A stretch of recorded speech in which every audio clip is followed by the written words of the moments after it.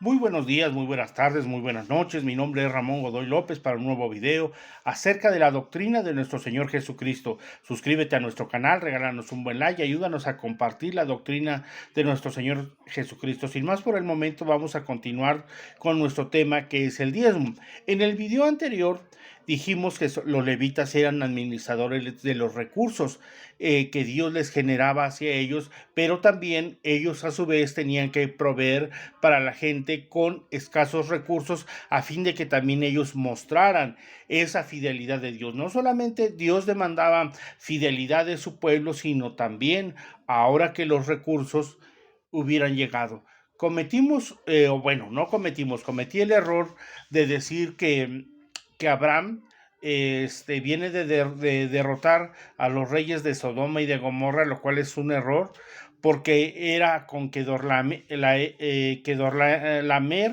y otros reyes que se habían juntado, porque el sacerdote de Sodoma es quien sale a recibir a Abraham, el cual es Melquisedec, porque inclusive no digo quién es. Lo vamos a leer y les pido una disculpa por este error técnico, pero vamos a leerlo donde dice eh, acerca de él y de dónde surge el diezmo, para que podamos entender dónde aparece por primera vez, a pesar de que las leyes no están todavía establecidas respecto a las ofrendas ni los diezmos. Sin embargo, aquí es interesante el por qué Dios nos damos cuenta cómo selecciona a este grupo de personas, que en este caso es Abraham, que sale de Ur de los Caldeos porque era una persona diferente. Y lo vamos a ver con cuando vayamos leyendo estos textos, porque también dejamos en el limbo la pregunta de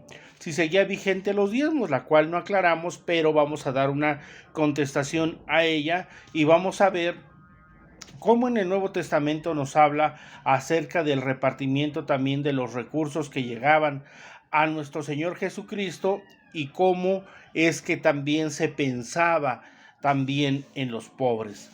Inclusive Pablo levanta algunas ofrendas en algunas iglesias para llevarlas a Jerusalén. Entonces, es importante que nosotros veamos que los diezmos sí tienen que ser administrados en este caso era por los levitas. Ellos a su vez tenían que proceder con fidelidad y ser personas que administraran todos los recursos que ellos llegaban. Acuérdense que los levitas no era un grupo de personas, era toda una tribu. Entonces, todos ellos tenían que tomar lo que a ellos les faltara juntamente con sus familias, pero también del dinero que sobrara. Es ahí donde yo les digo que esos recursos iban destinados hacia los pobres. Entonces, solamente los levitas eran administradores, y esto lo vamos a ir viendo, porque ahora a veces solamente una persona es la que dirige las finanzas dentro de la iglesia, y es la persona que es juez y parte sobre esos recursos, los cuales muchas veces no son repartidos. Inclusive a la gente con necesidad se le dice que está en pecado. Entonces, Jesús dijo algo ciertísimo.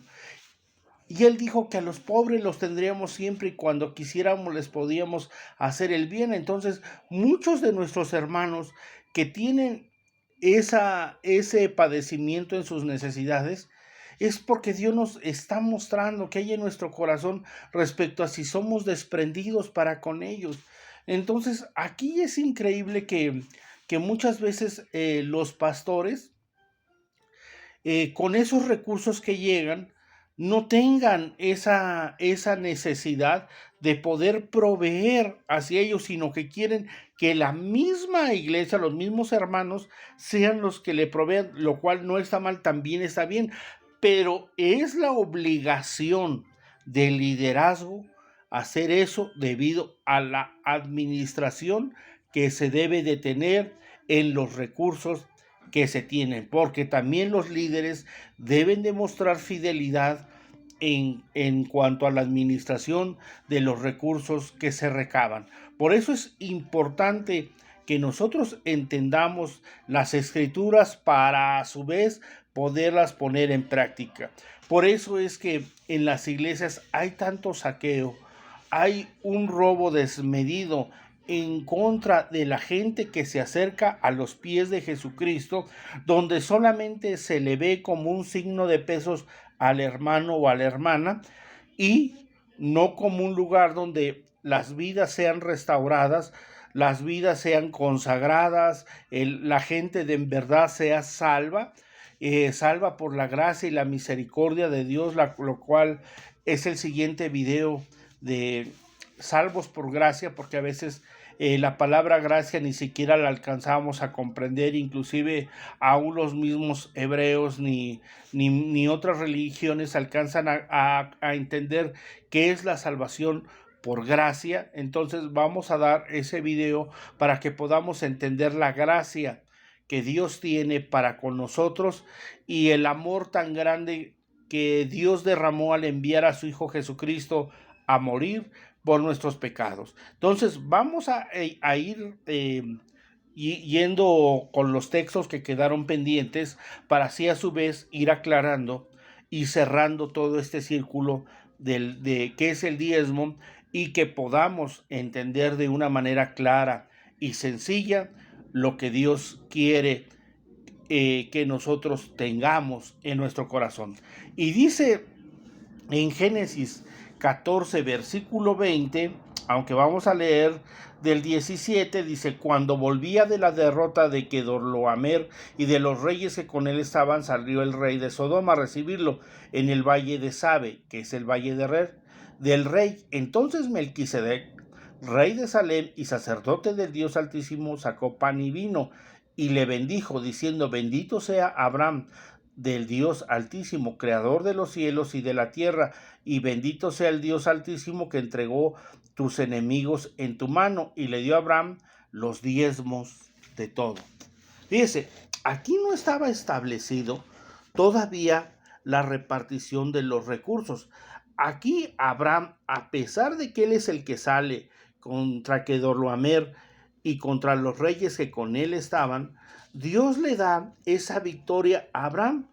Y cuando sale el rey de Sodoma a recibirlo y a bendecirlo, Abraham en su corazón, él decide darle los diezmos. ¿Cuáles diezmos? De acuerdo a la repartición del botín. Ahí, ¿por qué se mencionan diezmos en plural? Porque eran vacas, ovejas, oro, plata, bronce, todo los recursos que ellos habían traído después de haber conquistado y derrotado a estos reyes. Ellos traían todo ese botín. Entonces Abraham en su corazón, él decide, no como ley, sino como una persona íntegra y correcta delante de Dios, dar el diezmo. Aquí le vuelvo a repetir: a pesar de que la palabra diezmo viene de la palabra diez, pero también viene de la palabra undécimo, así hasta el decimoprimero, decimosegundo, decimotercero, hasta el decimonoveno, es la misma palabra, pero la gente, como le vuelvo a repetir, ha encasillado en el 10 como si eso significara solamente el diezmo.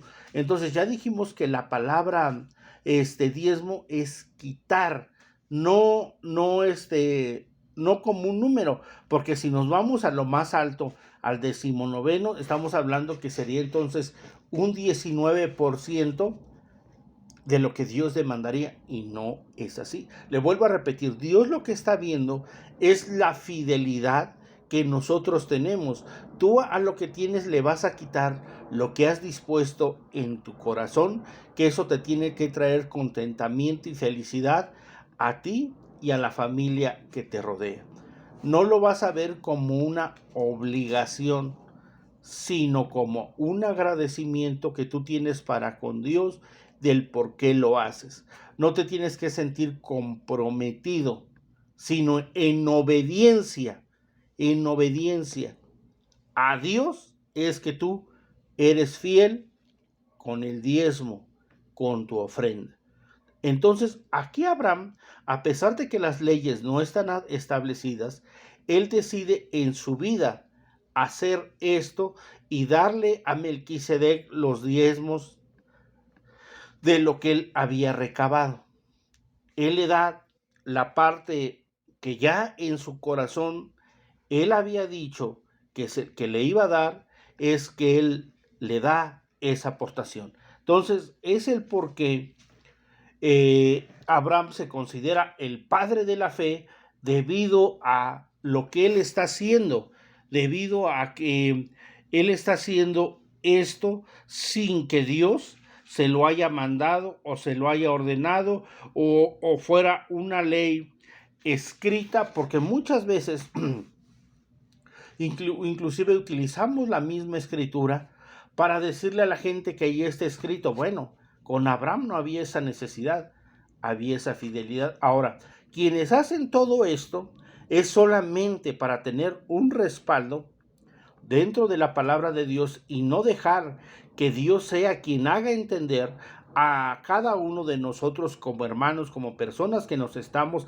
acercando a Dios, y ser fieles y haber entendido a través de su palabra que eso es agradable delante de Dios, que eso es algo que Dios también quiere que nosotros nos desprendamos, pero no de la forma en que se plantea desde los púlpitos, como si la persona estuviera viéndonos como símbolo de pesos. Entonces, no es así. Vamos a ver otro ejemplo de otra persona que hace lo mismo que Abraham, viendo lo que Abraham había hecho, o entendiendo lo que Abraham había hecho. Sin embargo, él también lo decide en su vida, sin la necesidad de que hubiera todavía este tipo de leyes que Dios estableció, a fin de que nosotros fuéramos agradecidos delante de él y nos pudiésemos despojar de lo que él nos había dado.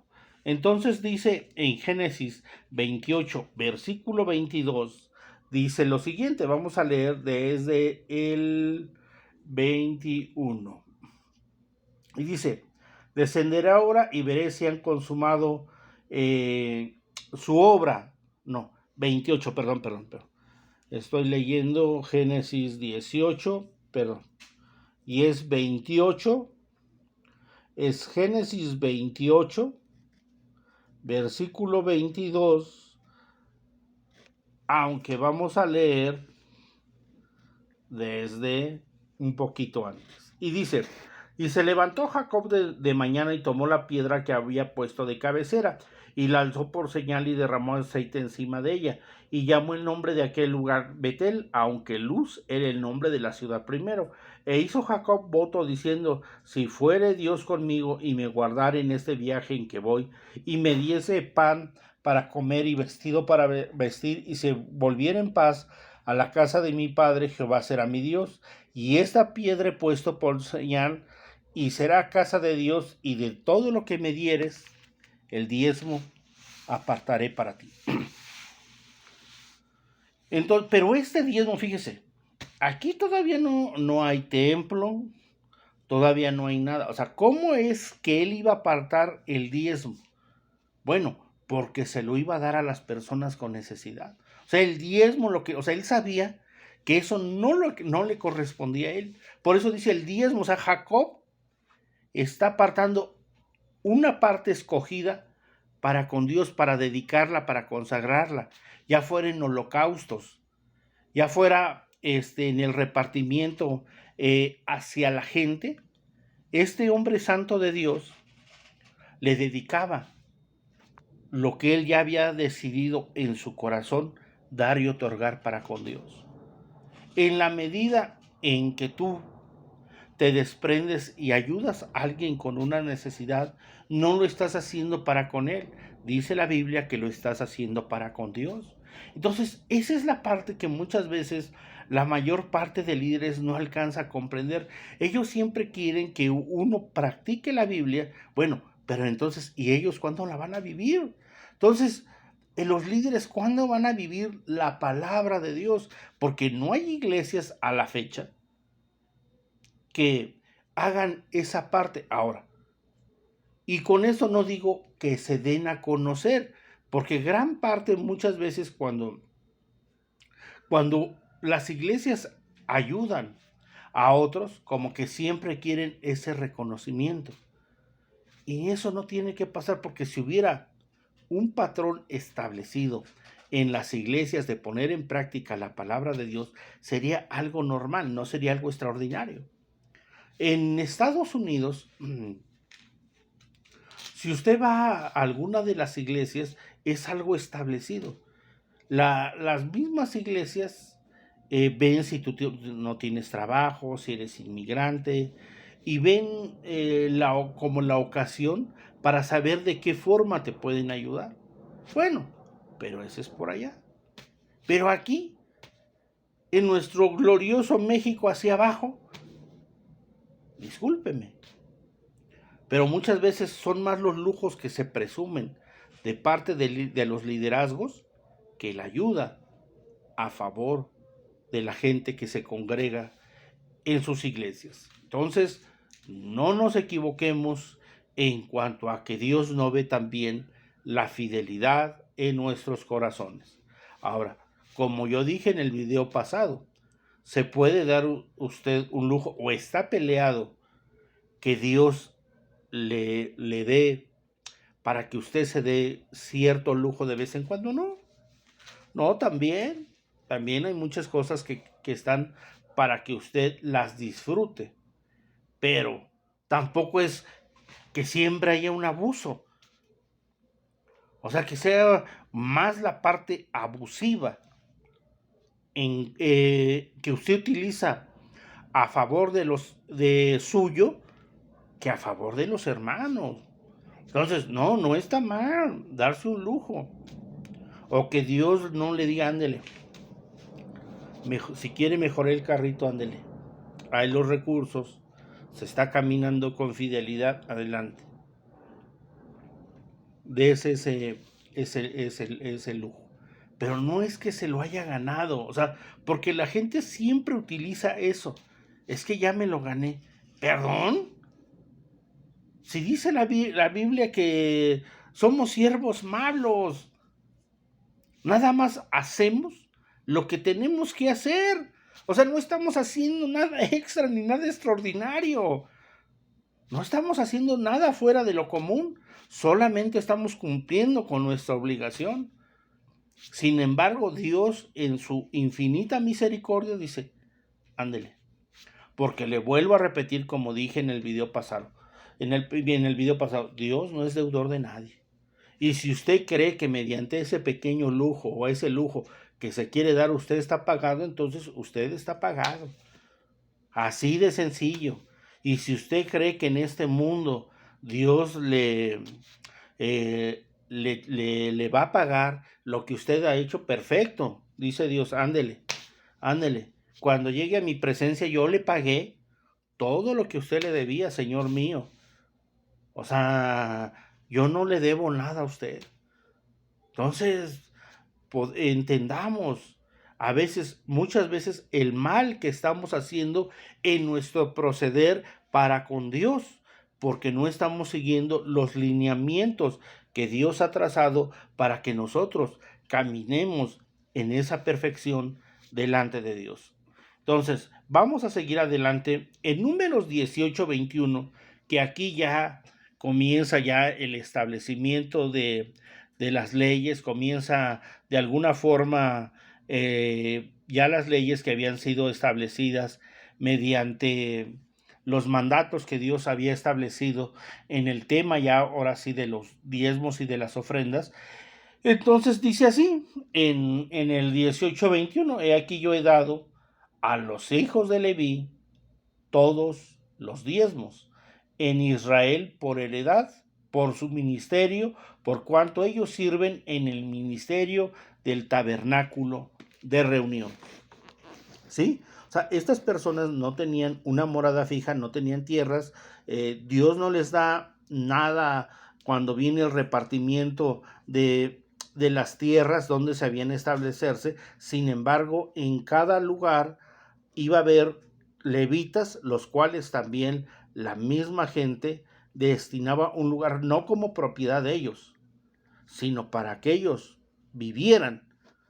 O sea, porque no era como ahora, hoy en día. Pregunte. Las iglesias, o sea, no me refiero a lo espiritual, sino a lo material, a nombre de quién está. Y a veces nos hacemos o nos llamamos levitas, lo cual es una vergüenza, porque ni siquiera sabemos lo que es ser un levita, pero nosotros pensamos que con servir, con enseñar, con cantar, con predicar, con hacer cosas para con Dios, eso nos da el derecho de decirnos o llamarnos levitas sin entender a qué se refiere o cuál es el cargo o el puesto que desempeñaba un levita. Ahora bien, solamente como un dato, un levita o un sacerdote, más bien un sacerdote, solamente podía servir hasta los 50 años. Después de ahí, ya tenía un cargo menor. No, ahora hasta que, o sea, sin darle una oportunidad a nadie, hasta que le entregue usted el cuerpo a Cristo, hasta ahí. O sea, nunca es dejar que otros hermanos, con el Espíritu Santo de Dios que han recibido esa revelación, decirle, hermano, es su turno.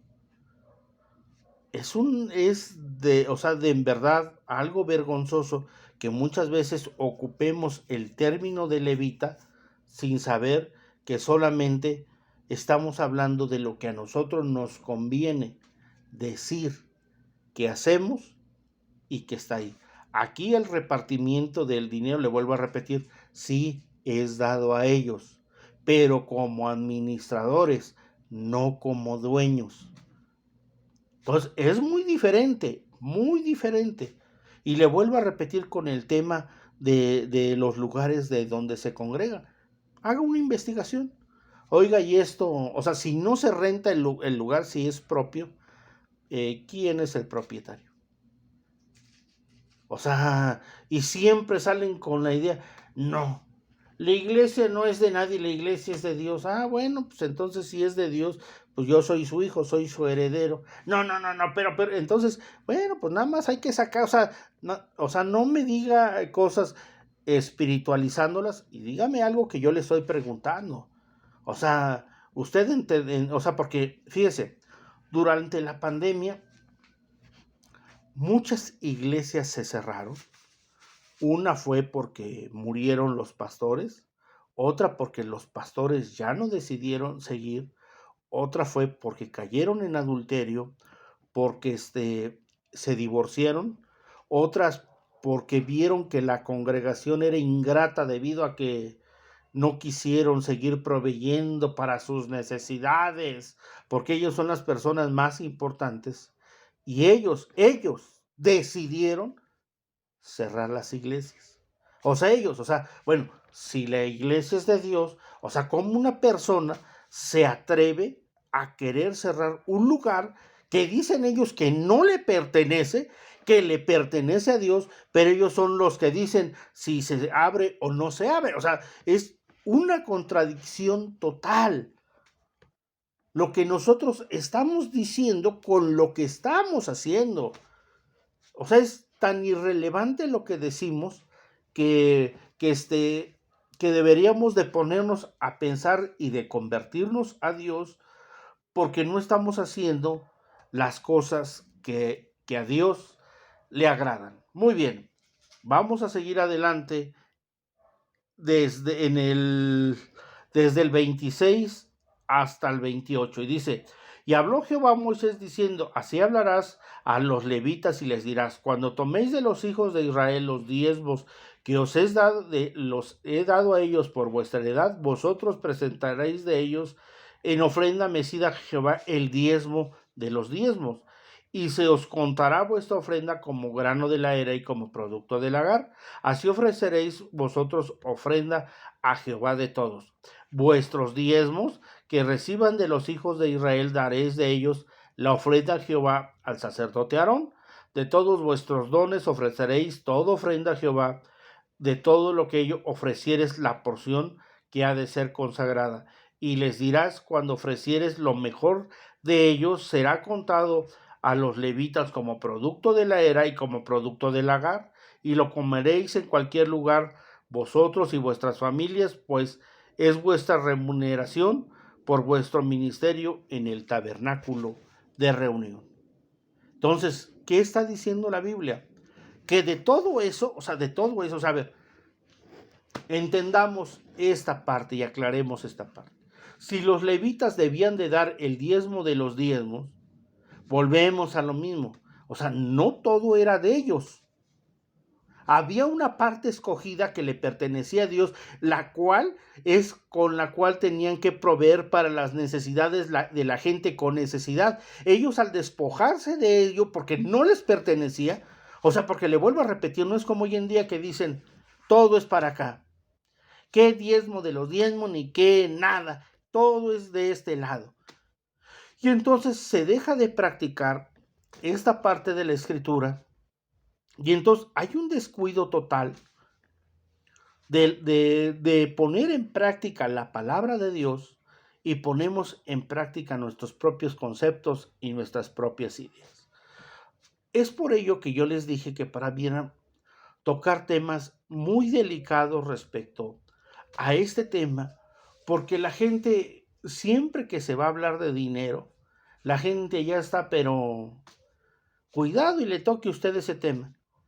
Y que cuidado, y entonces comienza el desprestigio en contra de los hermanos, la persecución, comienzan estos hermanos a hablar mal de otros, no, que no es cierto, no, que esto no es así, que este está mal, pero nunca ha puesto usted por obra la palabra. O sea, ¿cómo una persona que no practica la palabra puede decir que algo está mal si ni siquiera ha vivido la palabra de Dios? Solamente desde su propia percepción está dando ese tipo de comentarios, haciendo ver que él está bien, que, perdón, que los lujos de los cuales él disfruta juntamente con su familia están justificados, y que esas personas que son pobres, y que Jesús dijo que a los pobres los tendríamos siempre, y que cuando quisiéramos les podíamos hacer un bien, ellos, en vez de hacerles un bien a esta gente, prefieren que decirles que están en pecado.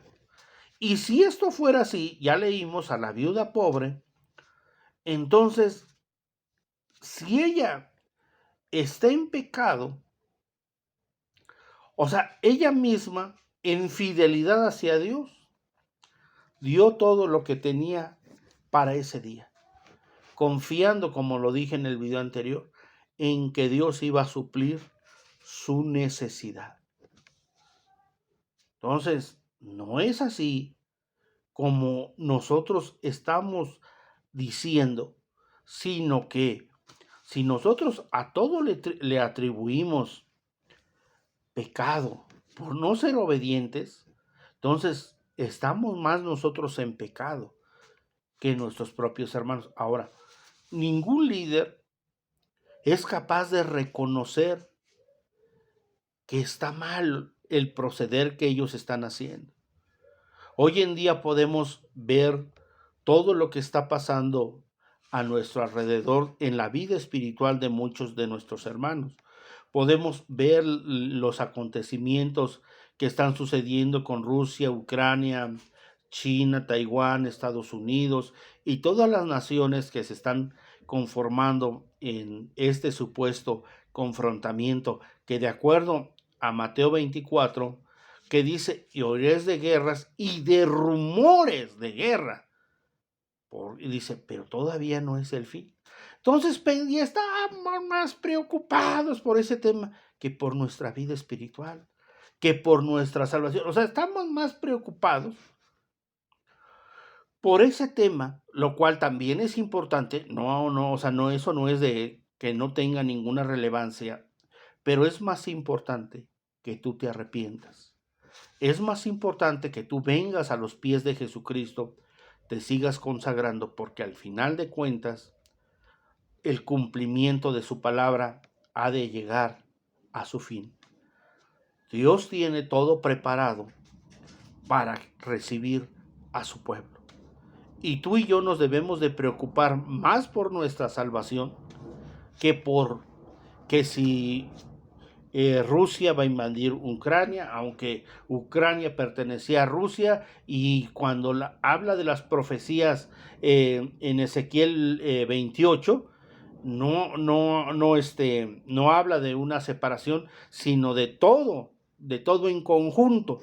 Por eso es que no nos debe de sorprender si de los países que se separaron, que conformaban la Rusia de antes, se juntan con ellos. Pues no, es parte de Gog y Magog. Entonces, es importante que nosotros solamente veamos el cómo debemos de ser gente agradable delante de la presencia de Dios, y no solamente estarnos preocupados.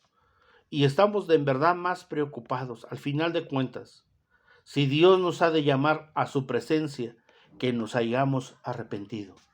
Que nos hayamos arrepentido de todos nuestros pecados y de todo lo que hemos hecho en esa infidelidad en nuestra búsqueda de Dios, de nuestro mal proceder en contra de los estatutos y de las leyes que Dios ha establecido, y que podamos nosotros acercarnos a Él, manantial de aguas vivas, y hallar contentamiento en Él, porque de su presencia no nos vamos a alejar avergonzados. Eso es lo más importante en tu vida y en mi vida. Por eso les digo que esta pandemia vino realmente a ver qué hay en nuestras vidas. Realmente, le vuelvo a repetir, para mí ha sido sorprendente todo lo que escucho en los medios de parte de mis hermanos y el proceder de ellos. Que Dios los bendiga y que Dios los ayude. Por eso es que en este canal regularmente no vamos a dar el nombre de nadie. ¿Por qué? En el libro de los Gálatas, o en la carta de los Gálatas, dice la Biblia: pero si os coméis y os mordéis los unos a los otros, nada más miréis que no os consumáis. Entonces, más bien es que cada hermano se ponga el saco en su proceder para con Dios y pueda reflexionar de todo lo mal que ha hecho en su vida. Entonces, esta parte de la fidelidad a Dios mediante nuestros diezmos y nuestras ofrendas tiene que ver mucho con nuestra obediencia hacia Dios, no solamente como pueblo, sino también como liderazgo, y es más la exigencia hacia nosotros como líderes en nuestro proceder, que muchas veces que nosotros mismos estamos hablando en contra del pueblo, cuando nosotros somos igual muy desobedientes en cuanto a la práctica de los diezmos y de las ofrendas. Entonces, es importante que nosotros nos convirtamos a Dios para poder entender la voluntad de Él, la cual es agradable y es perfecta. Ahora, vamos a contestar la pregunta si es vigente el diezmo.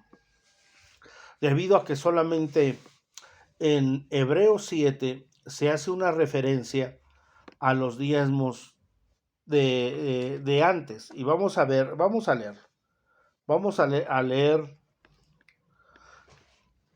Hebreos 7, del 1 en adelante. Hebreos 7, del 1 en adelante.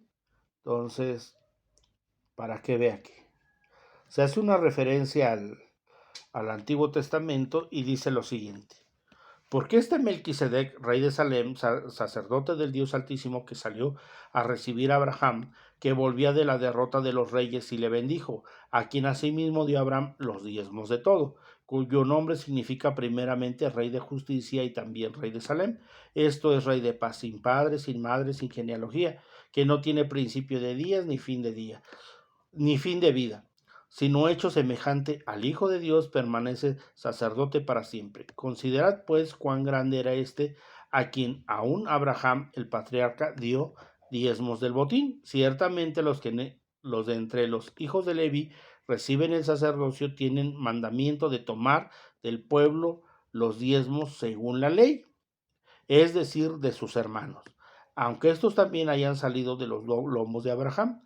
Pero aquel cuya genealogía no es contada de entre ellos, tomó de Abraham los diezmos y lo bendijo al que tenía las promesas, y sin discusión alguna, el menor es bendecido por el mayor. He aquí ciertamente reciben los diezmos hombres mortales, pero allí uno de quien se da testimonio de que vive, y por decirlo así, en Abraham pagó el diezmo también Leví, que recibe los diezmos, pues aún estaba en los lomos de su padre cuando Melquisedec le salió al encuentro, ¿sí?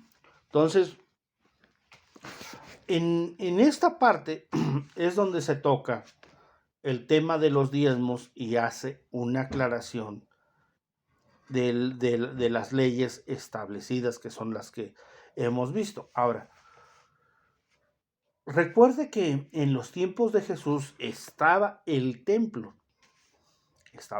Entonces, ¿la gente seguía dando los diezmos?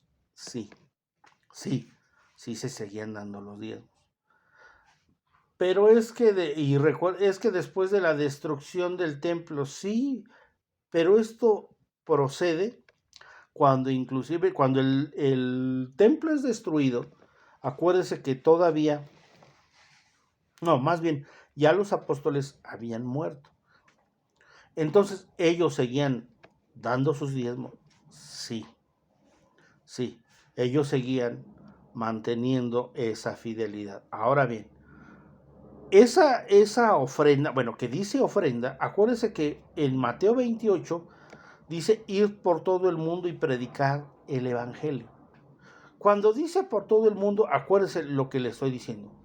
Así como en los tiempos de Esdras y de Nehemías la gente se había olvidado de Dios, y en mucha parte de la historia, inclusive Esdras y Nehemías mencionan que inclusive la gente no hablaba judaico, sino hablaba en las lenguas donde ellos estaban, inclusive se habían mezclado entre los pueblos.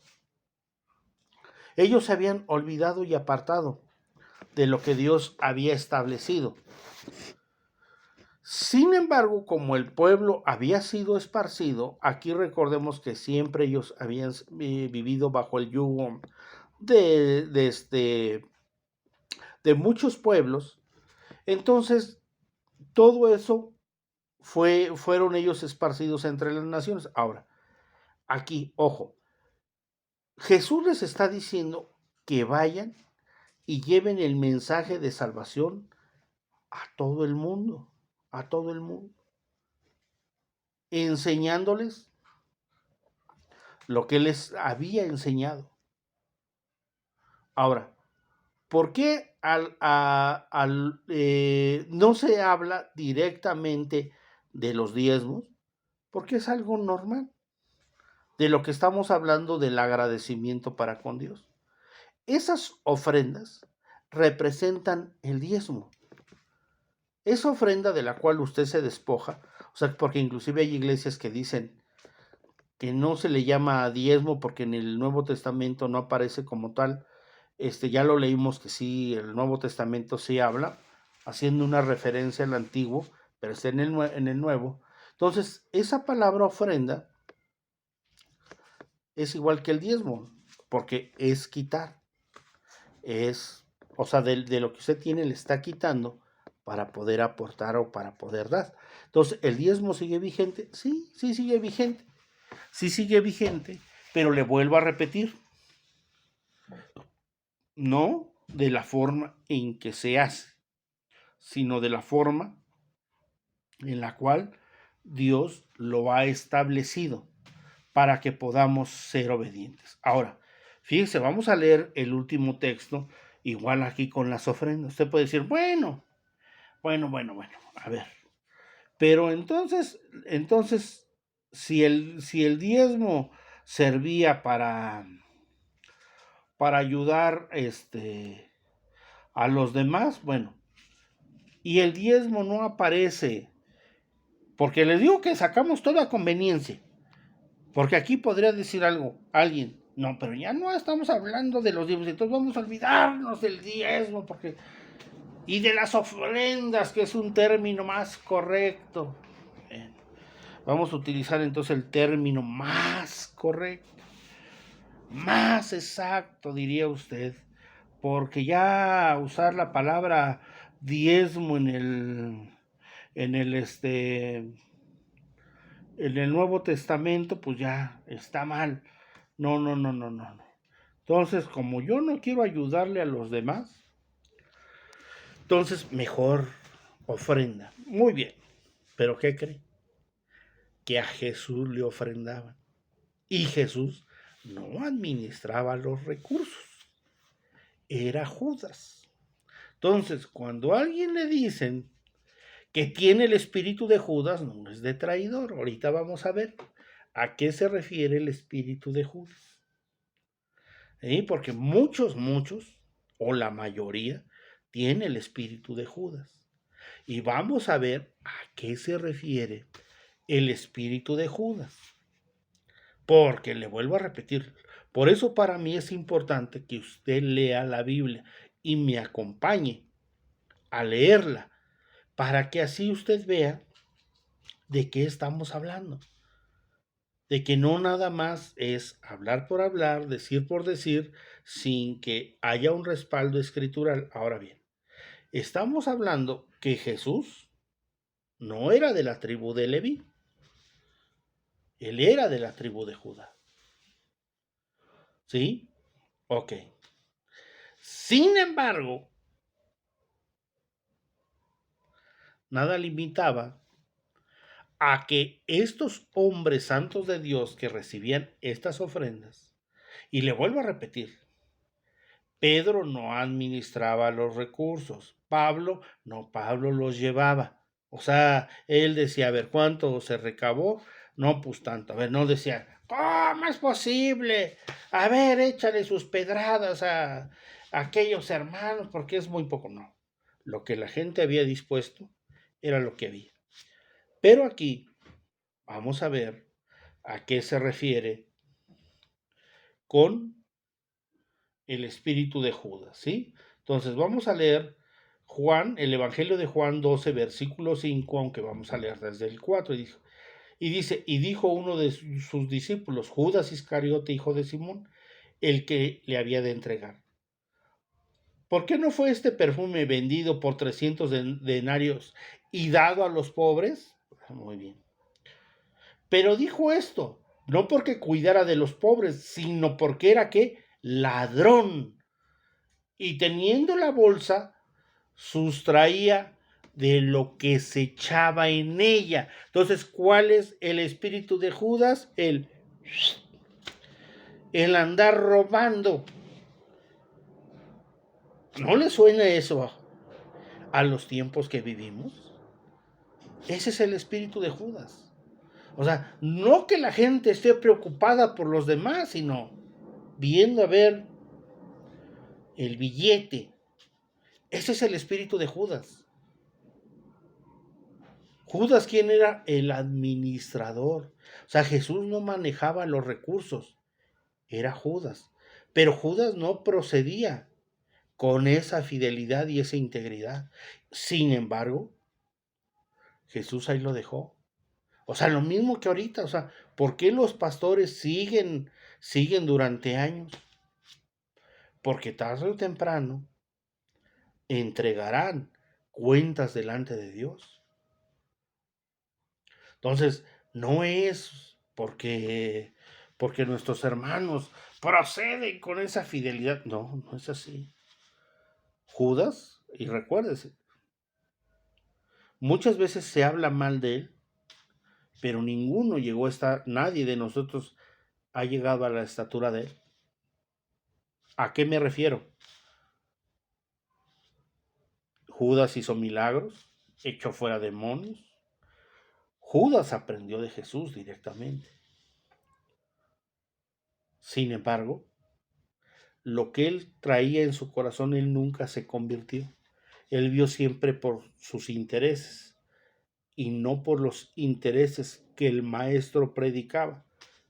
Por eso le digo, el espíritu de Judas es muy diferente, ya hablaremos, pero a grosso modo le doy a entender cuál es el espíritu de Judas, de andar robando y sustrayendo lo que no le corresponde.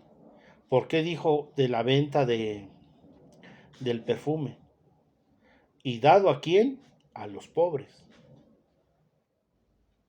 Entonces, muchas veces se piensa que los pastores están preocupados. O sea, inclusive las ofrendas que en los medios de comunicación se levantan. Entonces, pensamos que realmente ese dinero va destinado a lo que estos hermanos con esa labia enseñan. Y no, muchas veces va a parar a sus propias arcas. O sea, no les interesan los pobres ni la gente con necesidad. A ellos no les llega nada. Entonces, ese es el espíritu de Judas. Tenemos que convertirnos al Dios verdadero, al Dios único, al Dios que hizo los cielos y la tierra. El diezmo sigue vigente, sí, sigue vigente.